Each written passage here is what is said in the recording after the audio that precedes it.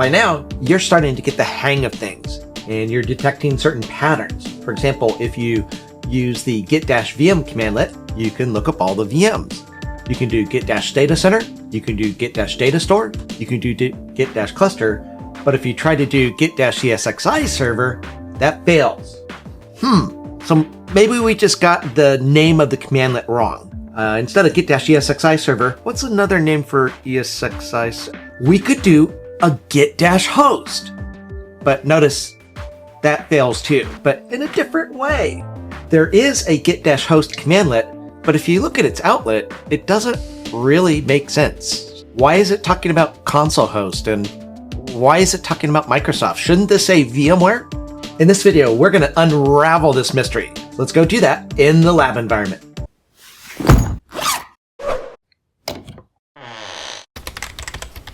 Get-host is a Microsoft commandlet. It has nothing to do with VMware and our virtual machines and our ESXi servers. All the commandlets we're going to be working with will contain the word VMHost. So for example, if we say get-VMHost, let's see what it reports. In my vCenter server, I currently have 5 different ESXi servers called SA-ESXi 01 through 05.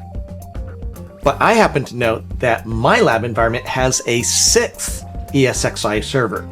Now the reason that 6th ESXi server isn't showing up in this list is because I have not yet added that ESXi server to my vCenter server. So let's see how to do that using PowerCLI. Here in the vSphere client, you can see that I have 3 clusters called SA-Compute01, SA-Compute-02, and SA-Management. My first 2 ESXi servers are in the SA-Management cluster. My 3rd and 4th ESXi servers are in the SA-Compute-01 cluster. And currently, my SA-Compute-02 cluster only has ESXi server number 5. What we're going to do using PowerCLI commandlets is to add our 6th ESXi server to the 02 cluster. If we're going to work with our ESXi server, we need its credentials. Now, you'll recall in an earlier video, I showed you how to use the Get-Credential commandlet to get the credentials that we're using for vCenter. And we stored those credentials in a variable called $vCreds. Those credentials are not going to work for an ESXi server because they use a different username. For our ESXi server, the username is root. So what I'm going to do this time is a very similar command, but we're going to change it slightly. We're going to create a new variable called ESXi creds, and it's going to be equal to get-credential, just like we saw for the vCenter credentials. Let's go ahead and run this commandlet. My username is root. My password is VMware1bang. I now have a variable called $ESXi creds that I can use for the following commandlets.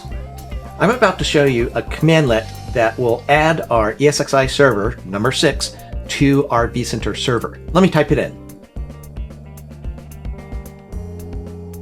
Let's look at this commandlet piece by piece. So the commandlet name is Add-VMHost. With the -name parameter, we're specifying the name of the ESXi server that we want to add. In this case, we're adding the 6th ESXi server. -credential is followed by that new variable that we just created.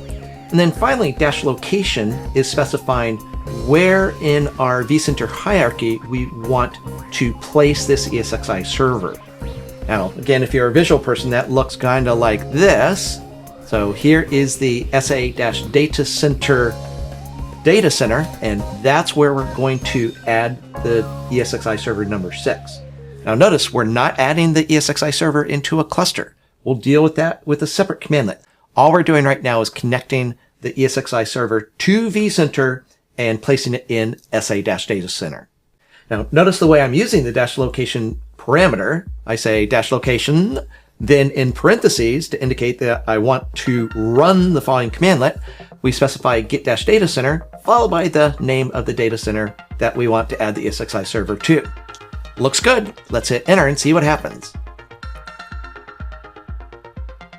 As you can see, we've added our ESXi server number 6 to our vCenter server. And in fact, again, if you're a visual person, we take a look in the vSphere client, and down here in recent tasks, you can see that a task ran in vCenter to do precisely that.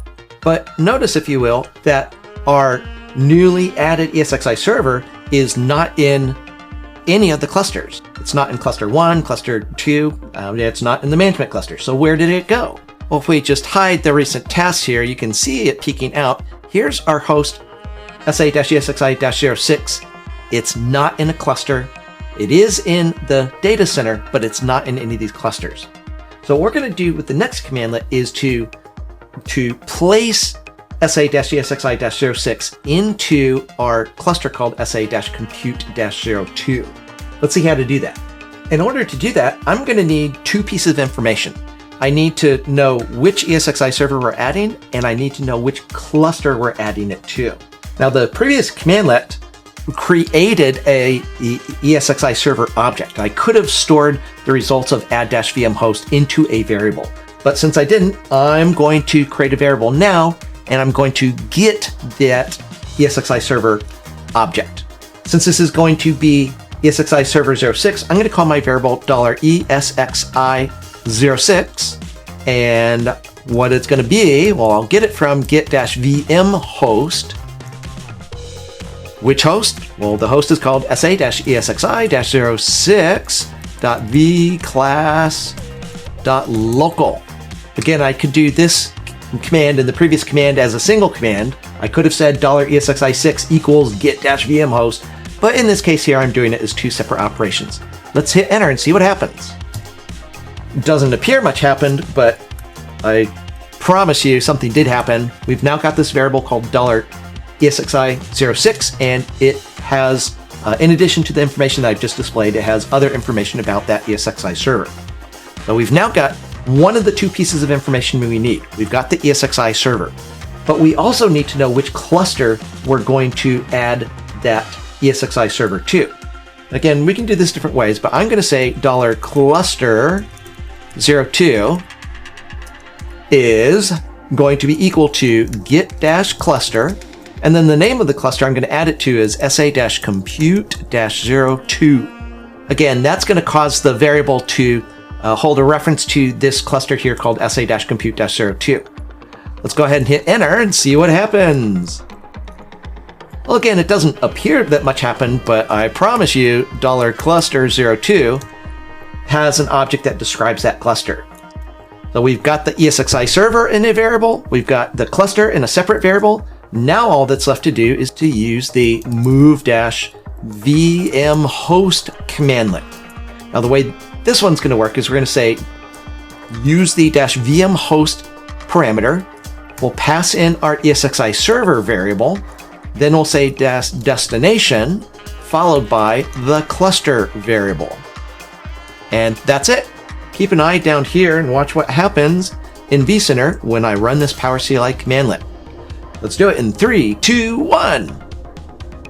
So notice that vCenter has reported that it's moving a host into a cluster. And in fact, if we go look at the vCenter server, you can see exactly what's going on. But you and I already know what's going on because we are the ones that ran these PowerCLI commandlets. Let's take another look at the vSphere client and let's go looking for our host. Well, here's our host.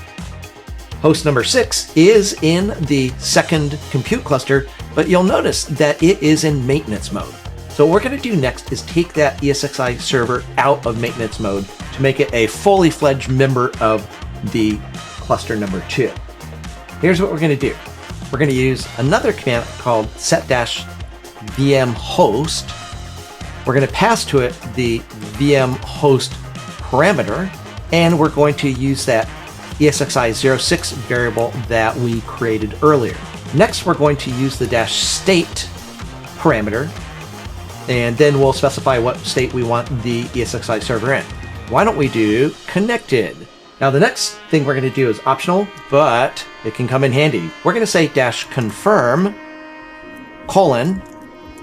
$false to indicate that we just want vCenter to take this host out of maintenance mode. Don't ask yes, don't ask whether we want to or not, just do it. Again, let's hit enter and see what happens. As you can see, we have successfully added sa-ESXi-06 into our sa-compute-02 cluster. If you're watching real closely, you'll notice there's a warning icon on our ESXi server. If you're curious what that's about, that's because we have this alarm that's triggered. Now, as you can see, the alarm has to do with networking, which is a subject for an upcoming video. As an added bonus, let me introduce you to code capture. You're really going to like this. What's code capture? Well, if you've ever been sitting around and thinking to yourself, I don't want to have to write the code to do this, that's what code capture is for. Code capture will write your PowerCLI code for you. For example, our ESXi server 06 right now is not in maintenance mode. But what if we wanted to put it back into maintenance mode? And you could probably figure out how to do it based on the previous commands. But let me show you how to do the same sort of thing with code capture. To use code capture, we're going to go into the vSphere client, we're going to go to the menu button here, and we're going to go into the Developer Center. In Developer Center, we're going to go to Code Capture, then we're going to enable Code Capture. Now, the first thing you should do when you enable Code Capture is go set which language you want generated by Code Capture. As you can see, we have other choices here, but for us, we want PowerCLI code. So we've selected the language, and what we're going to do now is we're going to click the Start Recording button. Now, what we'd like to do is go perform some tasks such as enter maintenance mode and do that as quickly as possible so that we don't generate unnecessary spurious code. So again, I'm going to click Start Recording. I'm going to go back into our inventory, and in the inventory, I'm going to find our host. I'm going to right click it. I'm going to choose maintenance mode, and let's enter maintenance mode. Again, I will say yes to continue.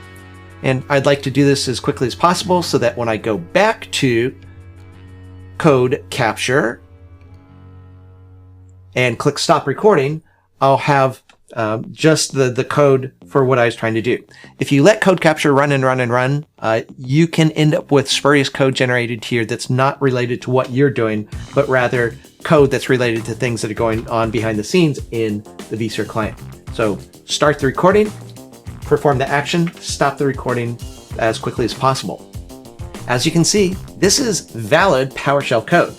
Now, it looks a bit different from the code that we're using at the PowerCLI command line, but this code can achieve the same effect we could by typing the commands into the command line directly. Throughout this video and other videos, we have been looking at using variables such as our $ESXi.06 variable. And we know when we ask PowerCLI to display that variable, it gives us whatever information it wants to by default. But you can tell PowerCLI to return exactly the information that you want. And that involves using a commandlet called select, which happens to be the subject of the very next video. So I'll see you there.